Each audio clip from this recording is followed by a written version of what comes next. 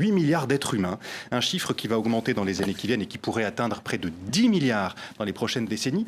Certains s'inquiètent de cette hausse compte tenu de la crise climatique, donc, et à tel point qu'un collectif de scientifiques a publié une tribune dans Le Monde cette semaine. Ils pensent qu'il faut réduire la population et que cela contribuerait à l'atténuation du réchauffement climatique. Est-ce que vous êtes d'accord avec cette analyse, Karima Deli? Absolument pas. Alors ça, c'est quelque chose que je n'adhère pas et je suis en contradiction totale avec ça. Moi, je suis la 9e de 13 enfants et je suis très fière en plus. Donc, la question du dérèglement climatique ou de cette crise climatique, c'est pas une question de surpopulation.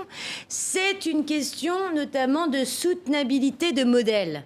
Quand vous avez, tout à l'heure, on a dit l'Afrique c'est 3% des gaz à effet de serre, mais à eux seuls, ils représentent 20% de la population mondiale, vous voyez. Ça va doubler. Et on voit bien que ce n'est pas eux qui polluent la planète. Donc là, qu'est-ce qu'il faut regarder?